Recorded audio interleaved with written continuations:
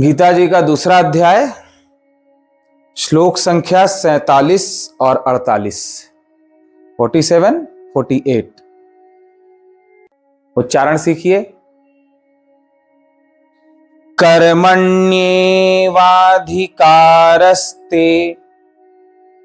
मा फलेषु कदाचन मा कर्मफल हेतुर्भुर्मा ते संगोस्त्वकर्मणि योगस्थः कुरु कर्माणि संगं त्यक्त्वा धनंजय सिद्ध्य सिद्ध्योः समो भूत्वा समत्वं योग उच्यते। इसका हिंदी अर्थ, तेरा कर्म करने में ही अधिकार है, उसके फलों में कभी नहीं। इसलिए तू कर्मों के फल का हेतु मत हो तथा तेरी न कर्म करने में भी आसक्ति न हो। हे धनंजय, तू आसक्ति को त्याग कर तथा सिद्धि और असिद्धि में समान बुद्धि वाला होकर योग में स्थित हुआ कर्तव्य कर्मों को कर। समत्व ही योग कहलाता है।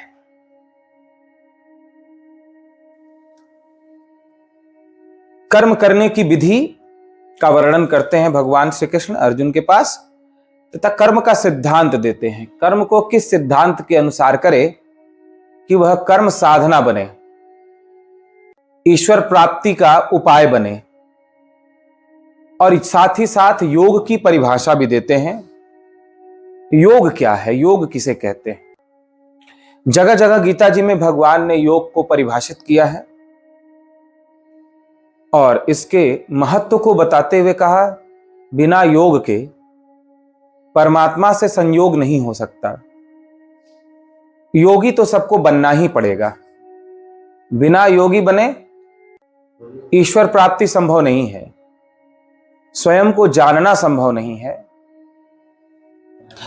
योग की परिभाषा जगह जगह दी भगवान ने, यहां पर भी इस श्लोक में योग की परिभाषा देते हैं तथा कर्म सिद्धांत का विवेचन करते हैं। कर्मण्येवाधिकारस्ते मा फलेषु कदाचन। कर्म करो क्योंकि कर्म करने में ही तुम्हारा अधिकार है। मा फलेषु कदाचन, कभी भी उसके फल की इच्छा मत करो क्योंकि फल में तुम्हारा अधिकार नहीं है। कर्म पर तो अधिकार है लेकिन फल पर अधिकार नहीं है। कर्म कैसा करें ये तुम्हारे हाथ में है, लेकिन फल कैसा मिले ये तुम्हारे हाथ में नहीं है। कर्म हम अच्छा करें या बुरा करें, शुभ करें अशुभ करें, कौन सा कर्म किस समय में करें, इस पर तो हमारा अधिकार है। इसीलिए भगवान ने बुद्धि, शक्ति, शरीर ये दे करके भेजा है, लेकिन फल में हमारा अधिकार नहीं है। हम जैसा चाहे वैसा ही हो जाए, ये हमारे हाथ में नहीं है। जो चीज हमारे हाथ में ही नहीं है उस पर हम अपना अधिकार समझने की मूर्खता क्यों करें। जैसे समुद्र को सोख लेना या समुद्र को पी जाना, ये हमारे अधिकार में ही नहीं है, असंभव बात है। फिर भी हम अधिकार जमाएंगे, नहीं समुद्र को हम पी जाएंगे, हम जैसा चाहते हैं वैसा हो जाए कि समुद्र को पी जाएं, तो ये हमारी मूर्खता है। वैसे ही हम अपने अनुसार फल चाहें, यह हमारी मूर्खता है, क्योंकि विधान ने जो हमारे लिए फल निश्चित किया है वह फल हमें मिलेगा ही मिलेगा। यदि अच्छा फल निश्चित किया है तो अच्छा फल मिलेगा, और बुरा फल निश्चित किया है तो बुरा फल मिलेगा। कर्म हमारे अधिकार में है, हम कैसा कर्म करें। यहां पर बड़े ही बारीकी से भगवान साधकों भक्तों के लिए संकेत करते हैं कि जो तुम्हारे हाथ में नहीं है, जब तुम उसके प्रति आसक्ति रखते हो या उसे प्राप्त करने की कामना करते हो, अपना हठ रखते हो कि ऐसा ही फल मुझे मिले, ऐसा ही हो, तो तुम एक बंधन में फंस जाते हो। वह बंधन होता है उस फल को पाने का। तुम्हारा चिंतन उस फल का ही होता है, लेकिन जब फल की इच्छा भगवान के हाथ में छोड़ देते हो तो तुम्हारा चिंतन भगवान का होता है। फिर भगवान आगे हो गए, फल पीछे हो गया। और फल की इच्छा से कर्म करते हो तो फल आगे हो गया, भगवान तो पीछे हो गए। फल की इच्छा से कर्म करोगे तो फल का ही विचार करोगे, फल का ही चिंतन करोगे कि हमें ये कैसे मिले, हम ये कर ले, वो कर ले। लेकिन भगवान को आगे करोगे तो फिर भगवान के हाथ में छोड़ दोगे कि भगवान कैसा फल दें हमें। ईश्वर के हाथ में जो अपने फल को दे देता है, वह जैसी कल्पना नहीं किए रहता है, उससे भी विशेष फल मिलता है। ये बड़ी महत्व की बात है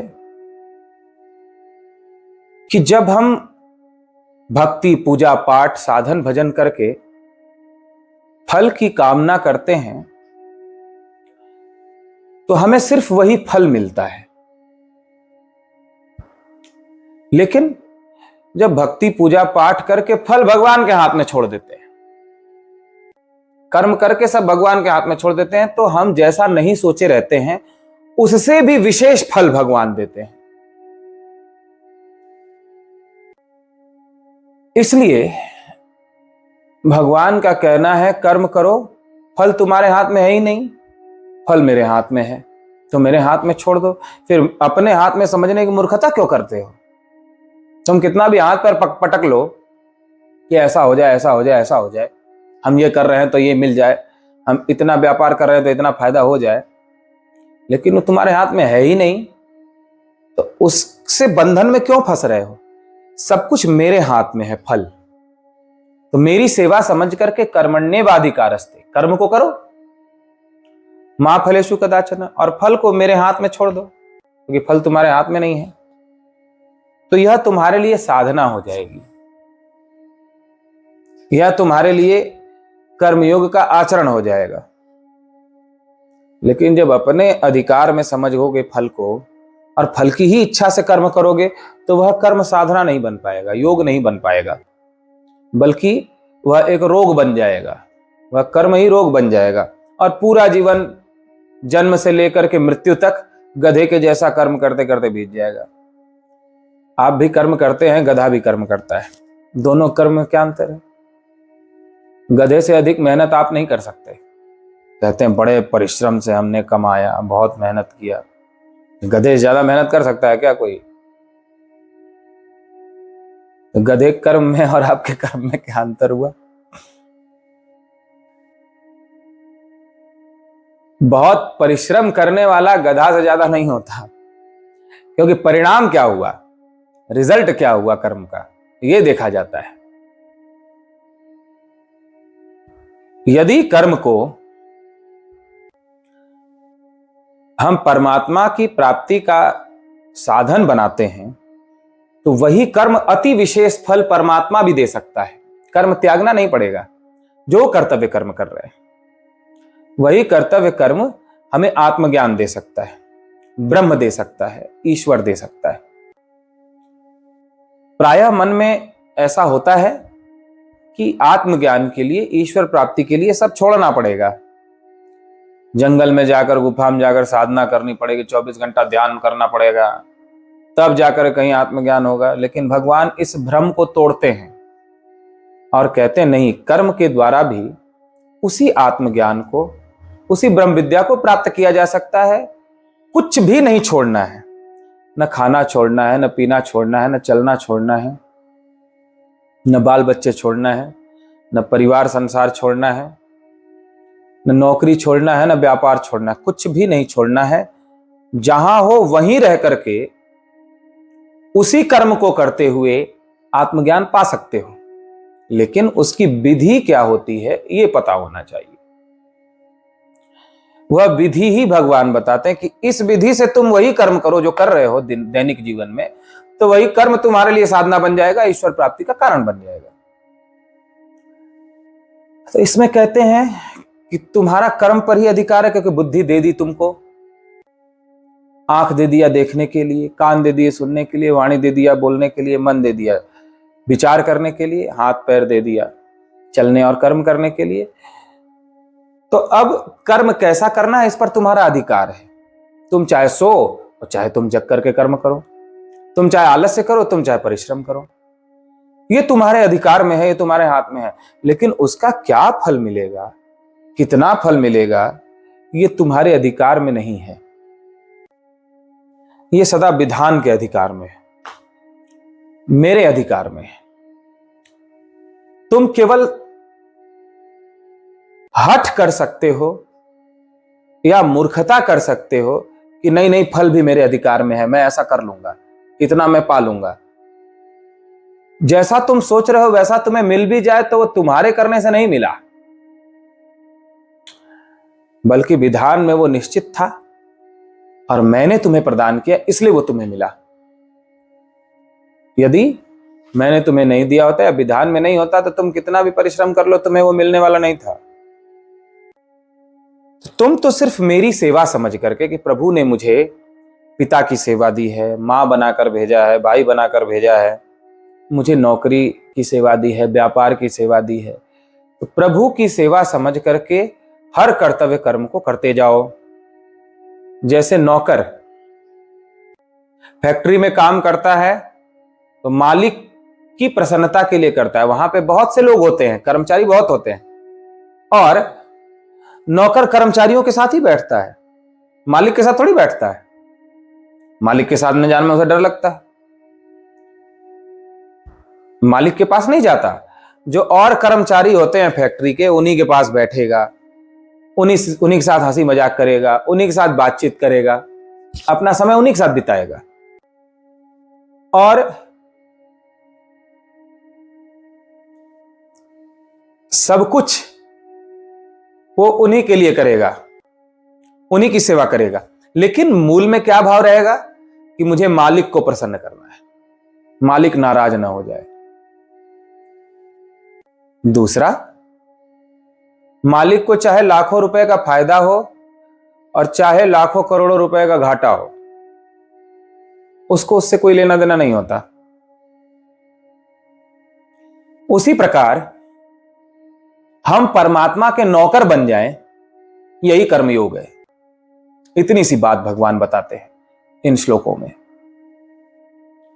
भगवान के नौकर बनकर रहें भले ही कर्मचारियों के बीच में, ये माता पिता भाई बांधव सुहृद हित मित्र, ये भगवान के संसार रूपी फैक्ट्री के ये सभी नौकर चाकर हैं, कर्मचारी हैं। ये संसार भगवान की फैक्ट्री है और इस संसार रूपी फैक्ट्री के नौकर चाकर परिवार के सदस्य हैं, रिश्तेदार हैं, नातेदार हैं, पड़ोसी हैं, और इन्हीं के साथ हमको रहना है। जैसे नौकर कर्मचारियों के साथ ही रहता है, इन्हीं के साथ हम रहते हैं। लेकिन क्या वो नौकर उन लोगों से प्रेम करता है? भीतर में उनसे प्रेम नहीं करता, क्योंकि वो जानता है कि मैं मालिक एक दिन मुझे निकाल दे तो फिर इनसे मेरा कोई संबंध नहीं, फिर दूसरी फैक्ट्री में जाऊंगा। ऐसे ही भगवान कब इस संसार रूपी फैक्ट्री से निकाल के बाहर कर दे जाओ, कुछ पता नहीं है। भगवान कब कह दे जाओ तुम्हारा समय पूरा, तुम्हारी छुट्टी, वैसे ही ये माता पिता संसार के कर्मचारियों को छोड़ के जाना पड़ेगा।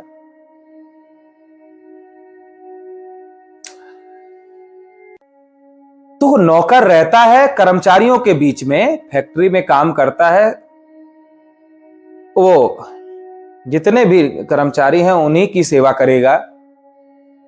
लेकिन उसका भाव क्या रहेगा कि मुझे मालिक को प्रसन्न करना है, मालिक मुख्य है। ऐसे ही भक्त का यह भाव रहता है कि मुझे भगवान को प्रसन्न करने के लिए कर्म करना है, अब जीवन में लाभ हो, धन के रूप में, चाहे पद के रूप में, प्रतिष्ठा के रूप में, किसी भी रूप में लाभ हो, वो भी भगवान का मानता है। जैसे नौकर, मालिक को करोड़ों रुपए का फायदा हो गया तो भी मालिक को हुआ, उसमें आसक्ति नहीं रहती, प्रीति नहीं रहती उसको। ऐसे ही उसको व्यापार या कर्म में बहुत प्रतिष्ठा भी मिले, अर्थ लाभ भी हो, तो भी वह उसे अपना नहीं मानता, उसमें आसक्त नहीं होता, वो भगवान का हुआ। और हानि हो तो भी वो उसे अपना नहीं मानता, करोड़ों रुपए की हानि भी हो गई तो कितने लोग डिप्रेशन में चले जाते हैं। एक माताजी को देखे ग्वालियर में, उनका 15-20 लाख रुपए का गहना चोरी हो गया। बात हो गई 4 साल की, लेकिन 4 साल से उनका डिप्रेशन खत्म नहीं हुआ। 4 साल का डिप्रेशन समाप्त नहीं हुआ, क्योंकि अब तुम्हें बोलते बोलते ही रोने लगती थी और गोली खाती है अभी तक। तो अपना माना इसलिए डिप्रेशन हुआ। और ये मान ले कि भगवान का है तो कोई समस्या नहीं। लाभ हुआ तो भी भगवान का, हानि हुई तो भी भगवान की। फैक्ट्री में मालिक को करोड़ों का घाटा लग गया तो मालिक को लगा, नौकर तो वैसे ही मस्ती से काम कर रहा है जो मालिक ने उसको काम दिया है। यदि उस माता के पास वो गहने भगवान ने दिए ही नहीं होते तो फिर किसके लिए रोती?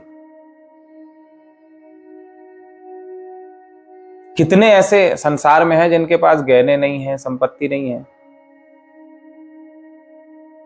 तो यदि वो थोड़ा सा सिर्फ इतना ही सोच ले कि भगवान ने अगर दिए ही नहीं होते तो कहां से, किसके लिए रोते। लेकिन इतना सोचना बड़ा कठिन है। तो भगवान कहते हैं कर्मण्येवाधिकारस्ते मा फलेषु कदाचन। कर्म तुम्हारे अधिकार में है, फल तुम्हारे अधिकार में नहीं है। तुम सिर्फ मेरे इस संसार रूपी फैक्ट्री के एक नौकर हो। मैंने जो तुम्हें नौकरी सौंपी है वो नौकरी करते जाओ, पति की सेवा करते जाओ, बच्चों की सेवा करते जाओ, जो तुम्हारा कर्तव्य है वो निभाते जाओ, जो मैंने तुम्हें सौंप रखा है। बाकी क्या फल मिलेगा क्या नहीं मिलेगा ये तुम्हारे अधिकार में नहीं है। फिर क्यों अपना चिंता करते हो, फल को अपने अधिकार में करने की चेष्टा करते हो जो तुम्हारे हाथ में है ही नहीं।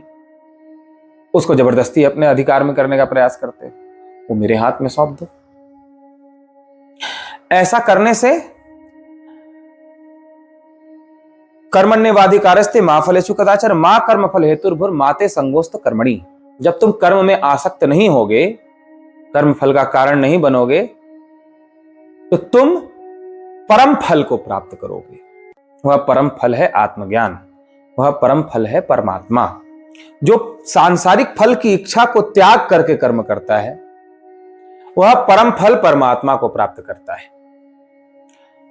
और जो सांसारिक फल की इच्छा को लेकर कर्म करता है वह सांसारिक फल को ही प्राप्त करता है, सांसारिक सुखों को ही प्राप्त करता है। तो जिसको परम फल परमात्मा चाहिए उसे नौकर बनना पड़ेगा और सभी के साथ कर्मचारी जैसा व्यवहार करना पड़ेगा। बाहर से हंस रहा है, बैठ रहा है, बोला नहीं, भीतर में अपना नहीं मार, भीतर में तो भगवान ही मालिक है, भगवान के लिए ही कर रहे हैं। हमेशा नौकर जैसा रहना पड़ेगा। फल की इच्छा त्यागनी पड़ेगी, लाभ हानि सुख दुख भगवान के हाथ में सौंपना पड़ेगा। सुख हो चाहे दुख हो, लाभ हो या हानि हो, दोनों में समान रहना पड़ेगा। तभी जाकर के आत्मज्ञान घर में रहकर संभव है। और इस भावना से यदि कोई कर्म करता है नौकर समझकर तो वही कर्म योगी है। और इस प्रकार वह कुछ भी कर्म करे उस कर्म से वह आत्मज्ञान प्राप्त कर सकता है। कर्म करते हुए ही वह आत्मलाभ ले सकता है, ईश्वर दर्शन का लाभ ले सकता है। इसलिए आदेश देते हुए भगवान कहते हैं, हे अर्जुन, योगस्थः कुरु कर्माणि, योग में स्थित होकर के कर्म करो। योग का तात्पर्य परमात्मा में स्थित होकर के कर्म करो।